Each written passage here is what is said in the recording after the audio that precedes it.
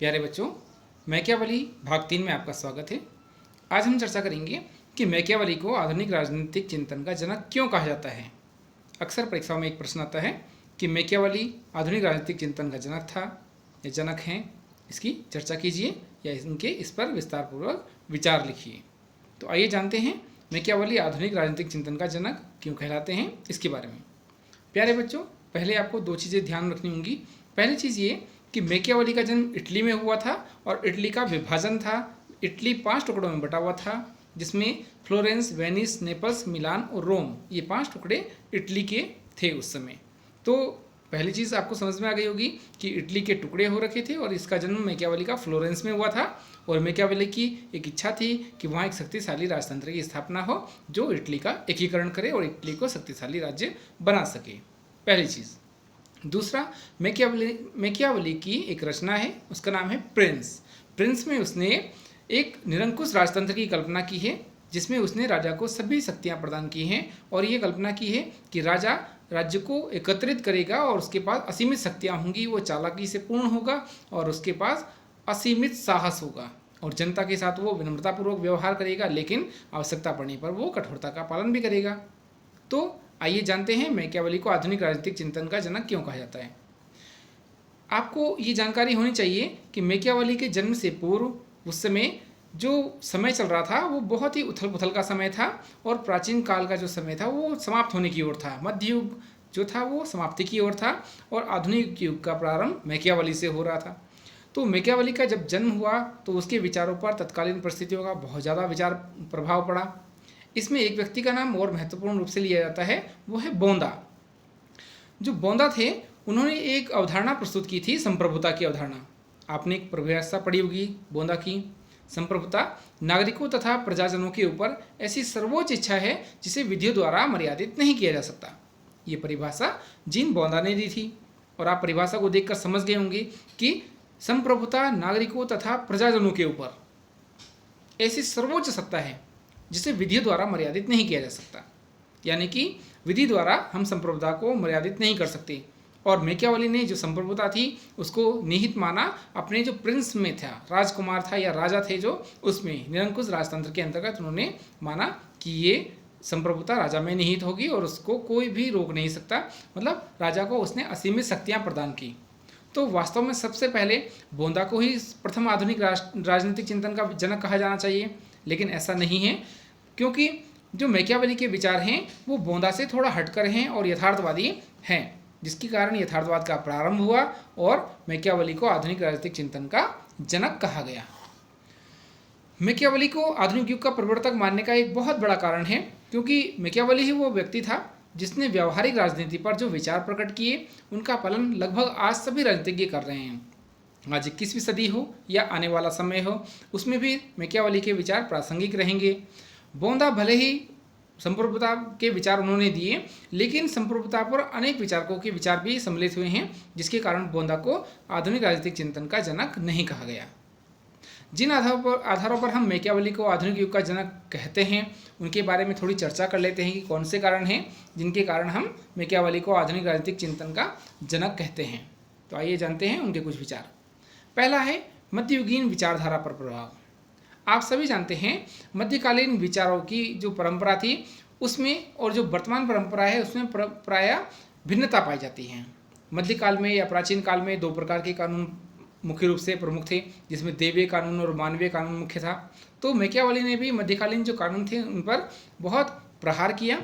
तो जो दैवीय कानून थे उसके अनुसार जो दंड होता है वो दैवीय कानून के अनुसार ईश्वर की इच्छा पर प्राप्त होता है और हमें परलोक में जाने पर उस दंड को प्राप्त करना होता है, जिसके कारण मनुष्य का जो जन्म हुआ है वो इस दंड के भय से सुरक्षित रहता है और वह व्यक्ति दंड के भय से अनैतिक कार्य करने से बचता है। मध्यकाल में आपने पढ़ा होगा पोप का भी एक प्रभुत्व था। जॉन ऑफ सेलिसबरी के बारे में आप सभी जानते होंगे। 2 तलवारों का सिद्धांत है ना, 2 प्रकार की सत्ताएं थी, धार्मिक सत्ता और लौकिक सत्ता। तो जो पोप का प्रभुत्व था मध्य युग में राज्य की समस्त शक्ति वास्तव में पोप के हाथों में नहीं थी, क्योंकि वो ईश्वर का पुत्र था और उत्तराधिकारी माना जाता था और धार्मिक सत्ता उसके हाथों में थी। जो लौकिक सत्ता थी उसका जो अधिकारी था वो राजा था। पोप की निरंकुशता इतनी चरम सीमा पर पहुंच गई कि जो पोप था वो अनैतिक और चरित्रहीन हो गए और वो विलासिता की ओर बढ़ने लगे, जिसके कारण पूरे देश में अव्यवस्था फैल गई। जो जनता थी उसको दोहरे कर चुकाने पड़ रहे थे, क्योंकि जनता को राजा को भी टैक्स देना था और पोप को भी टैक्स देना था या कर देना था। ऐसी स्थिति में राज्य की स्थिति निरंतर बदतर होती गई। तो जो मैकियावेली था उसने इनका विरोध किया। एक और बहुत बड़ी समस्या थी उस समय मध्यकाल में, सामंतवाद। सामंत आप एक तरह से उस व्यक्ति को समझ सकते हैं जो राजा किसी दूसरे बड़े राजा की अधीनता स्वीकार कर लेता है। होता वो भी राजा था, लेकिन वो वास्तव में एक हारा हुआ राजा होता था, लेकिन वो बड़े राजा के अधीन उसका एक प्रतिनिधि के रूप में राज्य को संभालता था, तो वो सामंत कहलाते थे। तो मध्य युग में राज्यों की एकता के लिए सामंतवाद एक बड़ी बाधा सिद्ध हुआ। एक राज्य में सम्राट के अधीन कई बड़े बड़े राजा हुआ करते थे जिन्हें हम सामंत कहते थे। उनका अधिकार क्षेत्र बहुत विस्तृत होता था, बहुत ज़्यादा बड़ा होता था, और यही सामंत लोग ही अपने क्षेत्र में सेना आदि की व्यवस्था करते थे। उन दिनों आवागमन के पर्याप्त साधनों का अभाव था, इसलिए सामंतों पर उचित नियंत्रण भी नहीं हो पाता था। सड़कें नहीं थी, यातायात के साधन नहीं थे। वर्तमान में तो संचार के कई साधन उपलब्ध हैं, इंटरनेट है या जो अन्य सुविधाएं हैं उसके माध्यम से हम सूचनाएं पहुंचा सकते हैं। लेकिन पहले आप सोच सकते हो, इटली के वैसे ही 5 टुकड़े हो रखे थे, फ्लोरेंस, वेनिस, नेपल्स, मिलान और रोम, और ऐसी स्थिति में सामंतों पर नियंत्रण रखना बहुत मुश्किल था। तो सामंतवाद को भी मैकियावेली ने इसके लिए दोषी ठहराया। दूसरा था आधुनिक राजनीतिक जनक कहने के कारण ऐतिहासिक पृष्ठभूमि या उसकी पद्धति। मध्य युग में धार्मिक और राजनीतिक सभी प्रकार की समस्याओं का चिंतन जो स्कॉलास्टिक पद्धति के आधार पर किया जाता था। स्कॉलास्टिक पद्धति क्या थी? जिसमें पूर्व पक्ष के रूप में विरोधी पक्ष की सभी युक्तियों को देने के बाद अंतर पक्ष के रूप में उसका प्रबल खंडन तर्कों के माध्यम से किया जाता था। और मैकियावेली ने इस पद्धति का परित्याग करते हुए ऐतिहासिक अध्ययन पद्धति को अपनाया। ऐतिहासिक अध्ययन पद्धति इतिहास पर आधारित है, जिसमें प्राचीन काल में कौन कौन सी घटनाएं हुई उसका अध्ययन करते हुए भविष्य में उनको न दोहराने पर जोर दिया गया। मैकियावेली ने अपने विचारों को पहुंचाने के लिए इतिहास का सहारा लिया। परिणाम स्वरूप उसने संपूर्ण राजनीति विज्ञान को ही परिवर्तित कर दिया और इतिहास को उसका आधार बनाया। आइए बात करते हैं तीसरे बिंदु की ओर, राज्य की आधुनिक स्थिति का निरूपण।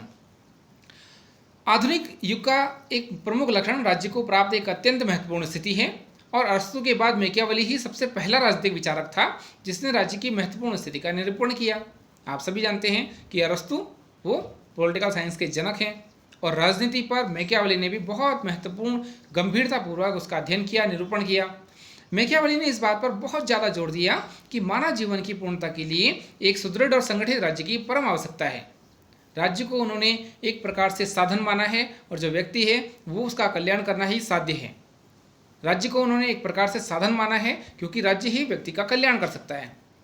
एक विचारक हुए हैं सेबाइन, उन्होंने कहा है, किसी भी अन्य विचारक की अपेक्षा मैकियावेली ने आधुनिक राजनीति के अर्थ में सबसे ज़्यादा सही और सटीक परिभाषा दी है।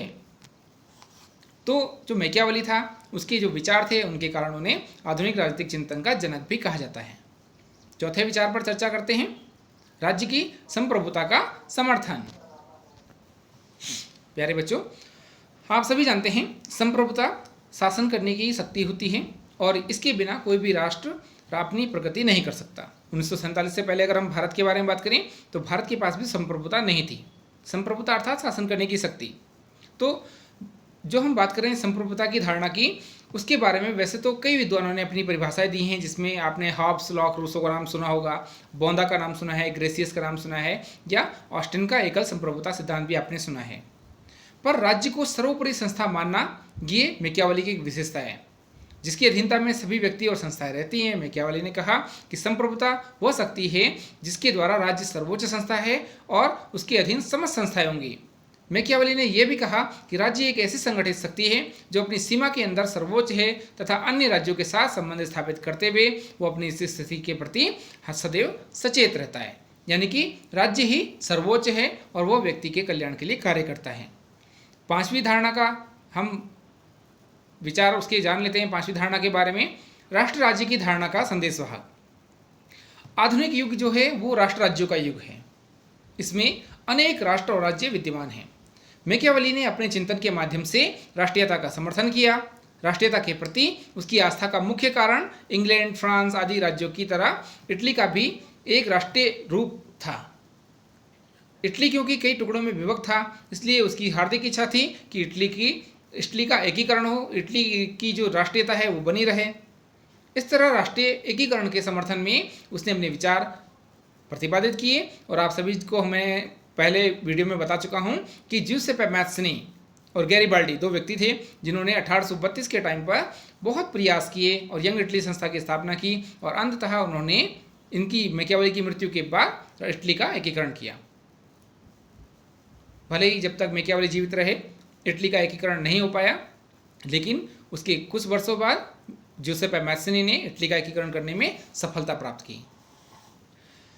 धर्म और नैतिकता में पृथकता की अगला जो पॉइंट है हमारा, तो आप सभी जानते हैं मैकियावेली के जो विचार थे वो विशेष रूप से राजनीति को धर्म से अलग करने से संबंधित थे। इस दृष्टि से मध्यकालीन विचारकों ने सर्वथा उनके विचारों को सही पाया, और वास्तव में राजनीति को धर्म से अलग करना बहुत आवश्यक है। यदि धर्म और राजनीति एक साथ मिक्स रहेंगे या मिले रहेंगे तो उसके कारण राज्य ठीक प्रकार से कार्य नहीं कर पाएगा। मैकियावेली ने ही सर्वप्रथम निडरता के साथ या निर्भयता के साथ यह घोषणा की कि राजनीति का धर्म के साथ कोई संबंध नहीं है, और राजनीतिक लक्ष्यों की प्राप्ति के लिए जितने भी नैतिक या अनैतिक साधन बताए गए हैं उन सब का प्रयोग करना चाहिए। आपने मैकियावेली की कुछ रचनाएं पढ़ी होंगी, प्रिंस, डिस्कोर्सेस और the art of war. Art of war में उसने युद्ध कला के तरीके बताए हैं। यदि अपने प्रिय व्यक्ति को भी अपने राज्य की रक्षा के लिए अगर बलि पर चढ़ाना पड़े तो उसके लिए कुछ भी अनैतिक नहीं मानता, यानी कि अधार्मिक नहीं मानता, वो भी धर्म है। उसी प्रकार से जो मैकियावेली है उसने डिस्कोर्सेस में भी लिखा है कि मैं यह विश्वास करता हूँ कि जब राज्य का जीवन संकट में हो तो राजा और गणराज्य की रक्षा के लिए विश्वासघात और कृतज्ञता का प्रदर्शन करना चाहिए। राजा को चालाकीपूर्ण व्यवहार करना चाहिए अपने शासन को, अपने राज्य को बचाने के लिए, और चाहे उसमें विश्वासघात हो या कृतज्ञता हो, सभी चीज़ का प्रदर्शन करना चाहिए। और साम दाम दंड भेद के बारे में तो मैकियावेली पहले ही कह चुके हैं। यही विचार लगभग कौटिल्य के भी थे, वो भी सप्तांग राज्य सिद्धांत में इन चीज़ों का उल्लेख करते हैं। उन्होंने कई प्रकार के युद्धों का भी जिक्र किया है। अगला पॉइंट जान लेते हैं मैकियावेली का, राजनीति में शक्ति तथा सत्ता प्रयोग का प्रवर्तक। जो मैकियावेली थे वो आधुनिक युग में राजनीतिक शक्ति तथा सत्ता का प्रयोग का बहुत बड़े प्रयोग समर्थक थे, और उन्होंने कहा कि शक्ति के लिए संघर्ष करना बहुत आवश्यक है। इनके विचार मार्गेंथौ से मिलते जुलते हैं, क्योंकि जो मार्गेंथौ है वो भी यथार्थवादी विचारक हैं। मैकियावेली ने कहा कि राज्य का जो आधार है उसमें सभी प्रकार के कार्यों को करना चाहिए, क्योंकि जो मनुष्य है वो स्वभाव से अनैतिक, कपटी, स्वार्थी और क्रूर समझा जाता है। वो व्यक्ति अपने व्यक्तिगत स्वार्थ की पूर्ति के लिए सभी प्रकार के छल कपट करता है, और ऐसी स्थिति में मनुष्य को सर्वोच्च लाभ प्राप्त करने के लिए, अपने तथा अपने राज्य की रक्षा करने के लिए सभी प्रकार के छल का प्रयोग, बल का प्रयोग या भेद जो नीतियां हैं उनका प्रयोग करना चाहिए। और राजा को ये उन्होंने पूरी आज़ादी दी कि वो राज्य की रक्षा के लिए साम दाम दंड भेद तथा कूटनीति का पूर्ण रूप से प्रयोग करे। सभी प्रकार के युद्धों का वो प्रयोग कर सकता है। जो मैकियावेली थे उन्होंने एक संयुक्त कॉमनवेल्थ का भी सपना देखा कि सभी जो हमारे टुकड़े हैं इटली के उन सबको मिलाकर के कॉमनवेल्थ बनाया जाए, एक राज्य बनाया जाए, एक बड़ा सा वो संस्था हो, और उसे उन्होंने संघीय व्यवस्था के रूप में देखा। लेकिन उस समय की तत्काल परिस्थितियाँ इस तरह की नहीं थी कि उन्हें एकजुट किया जा सके। तो जो मैकियावेली के विचार थे आप अभी तक समझ गए होंगे कि मैकियावेली निरंकुश राजतंत्र के समर्थक थे, और उनके विचार में जो व्यक्ति है वो हमेशा स्वार्थी होता है, लालची होता है, संकोची होता है, और व्यक्तिगत हित पूर्ति के लिए वो धूर्ततापूर्ण कार्य भी करता है, और इन सबसे राज्य की रक्षा करने के लिए वो राजा को असीमित शक्तियाँ देता है। यही कुछ कारण हैं जिसके कारण मैकियावेली की आलोचना भी की जाती है। लेकिन आलोचना से पूर्व इन नवीनतम विचारों के कारण मैकियावेली को आधुनिक राजनीतिक विचारक के रूप में हम जानते हैं। तो आइए उसकी आलोचना जान लेते हैं कि आखिर आलोचना क्यों की जाती है।